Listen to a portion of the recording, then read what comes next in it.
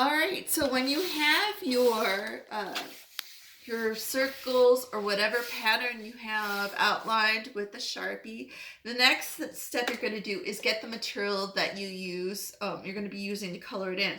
If you're going to be using markers or crayons, you're going to have those nearby. If you're going to be using paints, you're going to want to have like a newspaper or something underneath so that if you're using the paints, it doesn't bleed underneath your paper. So you have some sort of protection for that. And you'll need a cup, something like this, to put in water so that you can rinse out your paintbrush. You'll need a paintbrush for that as well if you're going to use water. I have tempera paints that I used. You can get them at the dollar store. They're very inexpensive if you want to use those. If you might have some at home, these are what I used. Okay, for tempera paint. Otherwise, you can make paints out of food coloring with a little bit of water. You can use the blue and the yellow and the red and just add a little bit of water for that, and it'll make it like a watercolor if you don't have watercolor paints at home. But you're welcome to use those as well for this. Otherwise, markers. So what I'm going to do is this one I'm going to do just using crayons.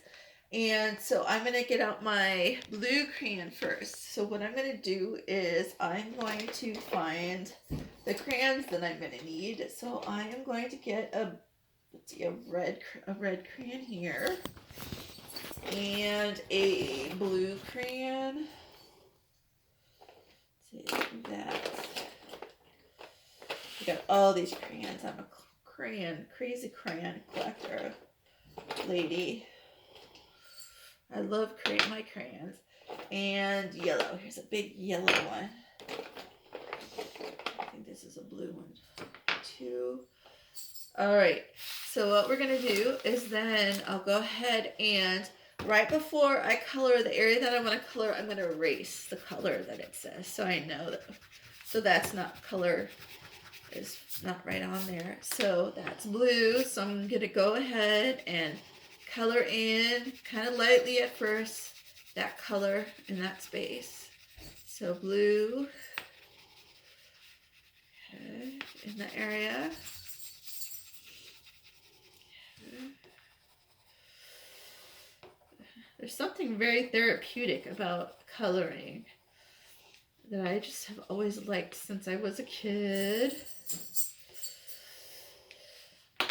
All right, so when you cross over blue and red, when you mix those two together, when they mix up, those two together change to purple. So I'm going to grab my purple and I'm just going to put the purple in there.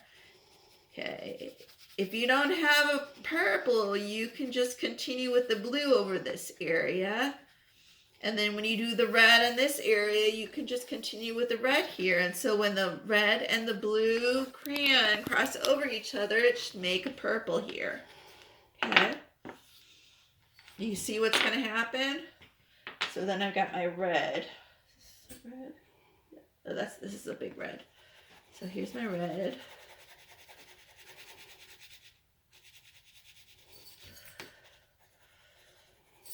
Red.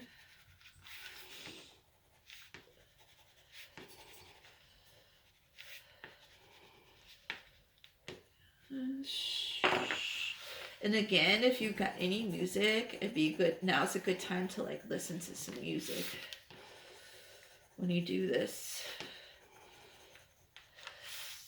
So. Okay. And this would be, it says blue. So cameraman, what color am I going to use right there? If it says blue. What should I use? Blue? Yep, you're right.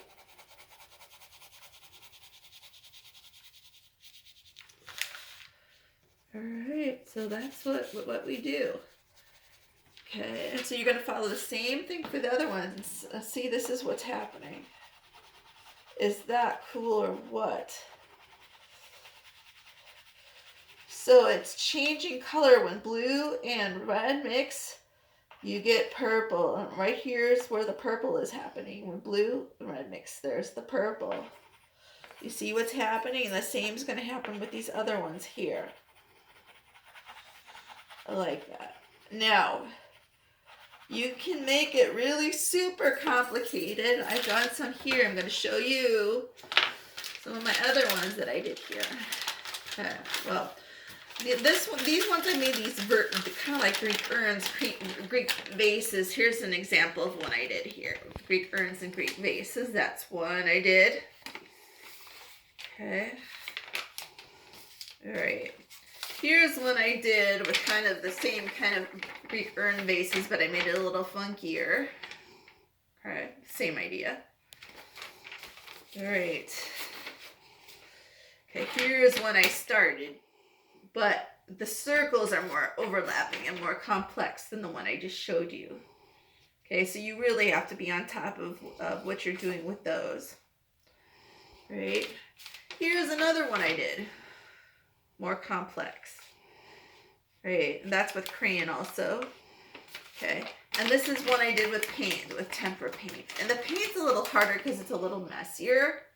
And I ended up having to go back over with the Sharpie again to go over the circles to make it pop.